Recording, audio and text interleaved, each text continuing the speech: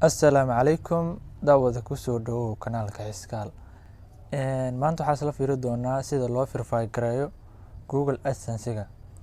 Marka aad YouTube-ka aad ku xirato Google AdSense oo shuruudihii lagugu talagalay aad buuxiso, ka bacdina Google AdSense-ga ay review kugu sameeyaan in janaalkaada uu u qalmo in AdSense-ga ama lacagta lagu furo ay kuu soo ogolaadaan. Markaa ka bacdi waxay kuu soo dirayaan verification oo waxay kugu soo dirayaan emailkaas addresskaas oran lahaa. Marka tusaale ahaan kale Gmail ama sameysanayso Facebook oo kale, lambar ku samaysata ama email ku samaysata, si emailkaas lagugu xaqiijin adiga leedahay waxay kugu diraan lambar verify gareey ku dhahan.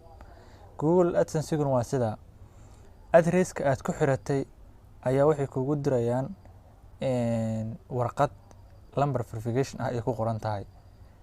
Marka waxaa lagaaga baahan inaad verify gareyso.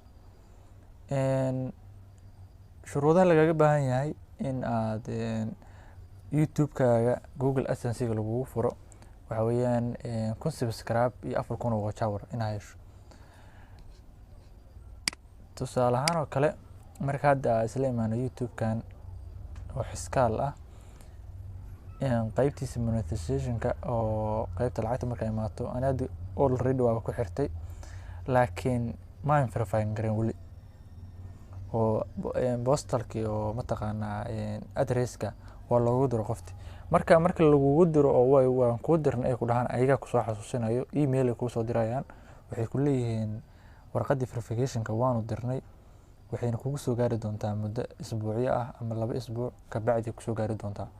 Marka warqad ay postalka si toos u diraan oo qofta addresski lahayd lagugu diro isla markii ayaga ku soo sheegayo AdSense-gaada marka imaatana way ku sheegayaan inaad verify gareyso ah.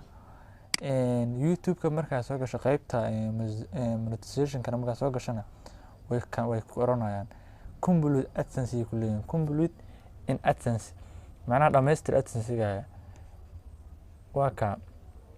Marka anigoo kale marka waxa la sameeyaa mar walba YouTube-kaaga wadamada qaar looma ogolo YouTube-ka in macnaha laga verify gareeyo oo address ma leeyahay.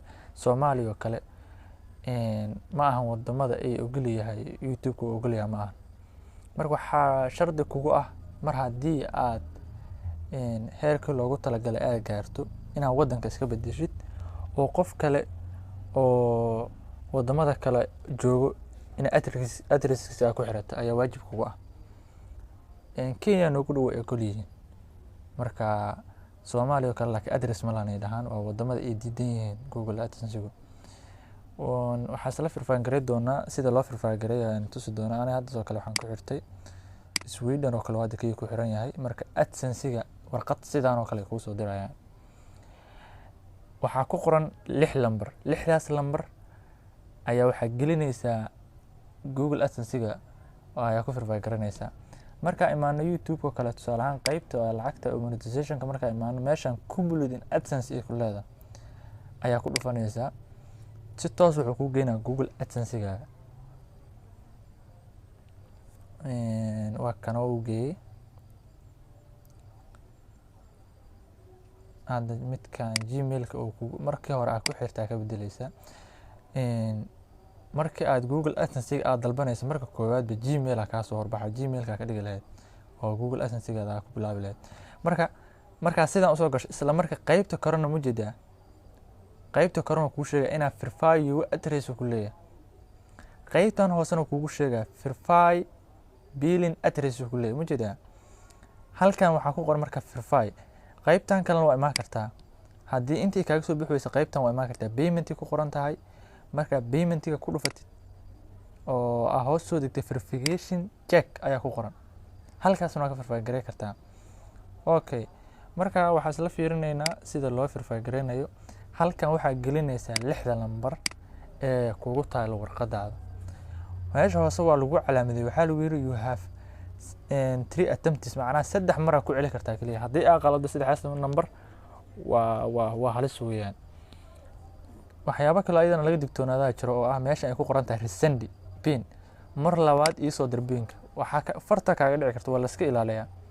haddii aad resend dhahdid waa inay mar kale Andre aad sugtaa in pinka lagu diro marka kan hadda uu ka halaaba markaa sidaas weeyaan. Hadda isla faahfaahineynaa 204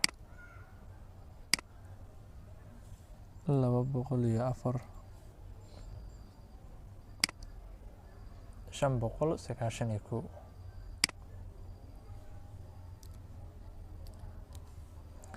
sidaas markay tahay submit ayaa leedahay marka ma jeedaa completed si nadiif ah u dhamaystirta macnaha marka sidaas weeyaan. Sida loo profile gareeyo addresskaaga marka lagugu diro pinka. Shuruudaha lagaaga baahan yahay in YouTube-ka AdSense lagugu furana waxa weeyaan 1000 subscribe inaad gaarto iyo 4000 oo watch hour 12 bilood ugu dambeysayna waa 12 bilood ugu dambeysay haddii oo dhaqdhaqaaqaaga oo inta ku daawatay 4000 oo watch hour ay tahay 1000 subscribe na ay leedahay muuqaalada kugu jiraan adiga leedahay oo aysan kugu dhicin copyright claim-ka waxay dhahaan oo marar badan kanaalkaaga aanan lagu qaban waxyaabaha way ku ogolaanayaan monetization-ka. Marka sidaas weeyaan. waxyaabihii kale oo aad cilad iyo kala kulantiin oo ila wadaagi kartiin insha Allah.